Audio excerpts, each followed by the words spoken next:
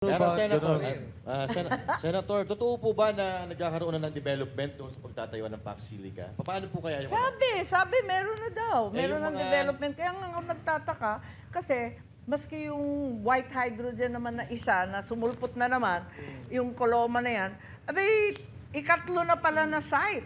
Naguhukay na pala sila sa ibang lugar. Eh, bakit wala tayong alam? Nakakagulat. So, I'm really worried. Kailangan talaga kinukonsulta, di ba? May public hearing, Yes. kukonsulta yung mga LGU, kausapin yung mga concerned sectors, tapos kung may sapat bang tubig sa Pantabangan, sa Angat, sa Magat, sa lahat ng basta, sa Pero lahat ng ang dam. Senado po ba hindi kinonsulta o ang Wala. legislative? Kung anong alam ninyo sa dyaryo, maliman o tama, yun ang din ang alam namin. Wala Ay baka kaming yung mga alam. ano lang, yung mga majority lang nakakaalam, tapos kayo Ay, minority. secret. Ganun. Hindi kayo nakakaalam. Baka may kontrata na rin doon, no? Oo. Ouch. Actually, marami tayong mga subscribers kasi sa mga vlogs namin na mga from Tarlac. Hindi rin daw nila alam yon, pati yung mga barangay nila, hindi daw nila alam yun. Wala no idea. Walang consultation na naganap. Tapos yung white hydrogen, wala rin alam yung sa Western Sambales. Pero alam niyo Bulacan. ma'am, parang dito sa Paxilica na to, parang nagulat lang tayong lahat Oo na nga.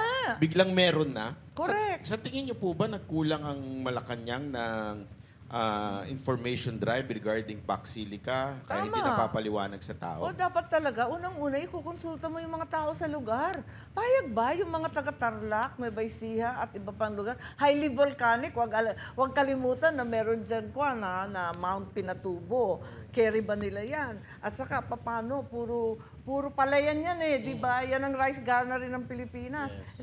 Nag-i-import na nga tayo ng bigas eh, talagang uubusin pa natin lahat ng bukid. Eh, paano ba yan? So, talagang maraming questions. Isa pa na malaking question dyan, kung ano ang gagawin. Kasi yung maraming AI at saka yung iba pang gagawin na automotive, gagamitin sa defense. 'Di ba? Automotive and defense, magkadikit naman yan.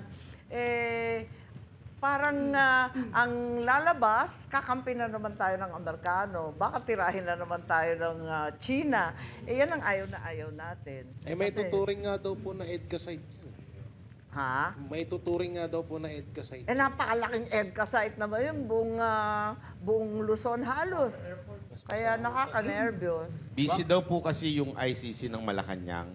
Oh, Kaya aray hindi ko, na ipapaliwanag. Nako ha?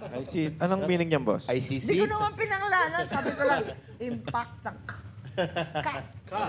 Pwedeng impacta ka eh. Oh, ganun eh. bato-bato sa langit, no? Oo, pero Pero bakit Senator, ganun?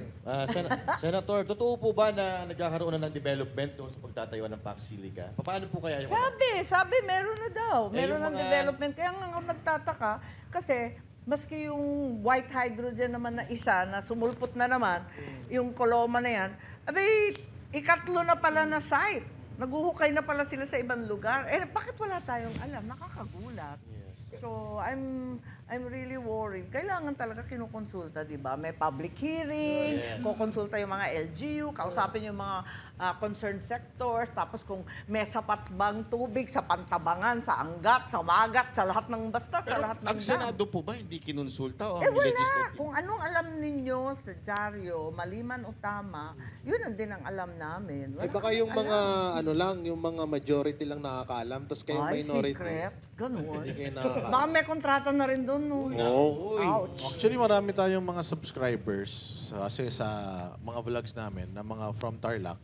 Hindi rin daw nila alam yon, pati yung mga barangay nila, hindi daw nila alam yun. Wala no idea. Walang consultation na naganap. Tapos yung white hydrogen, wala rin alam yung sa Western Sambales. Pero speaking of yung mga senador, nung narinig nyo na po itong Paxilica, tapos nabanggit din ito sa SONA ng Oo. presidente, kayo sa minority and yung mga sa majority, napag-usapan nyo ba to? Oo, or naging napag-usapan. topic? Nagpila ako as usual. Nag-file na naman ako ng resolution to inquire into the Paxilica kasi nga, ang daming tatamaan. Ayun. At sang-ayon daw yung defense, sang-ayon daw yung DFA. Tinatanong ko, paano yung DNR, yung DA, payag ba lahat ng tauhan nila? Naku, parang ang labo nito. Yung NIA, lahat ng tubig na hindi umaabot sa palayan, kukunin pa. Paano ba yan?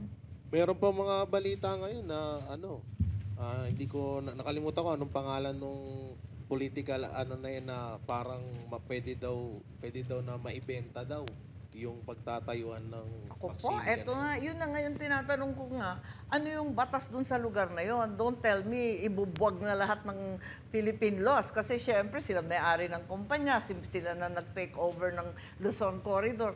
Teka muna, kanino na yan? Oh, kasi yan yung ang mga, nakakatakot. yung mga EDCA sites, parang wala tayong freedom Di na ba? pumasok doon. Di ba ganun baka din yung Meron po bang kapangyarihan ng Senado na ito'y pigilan?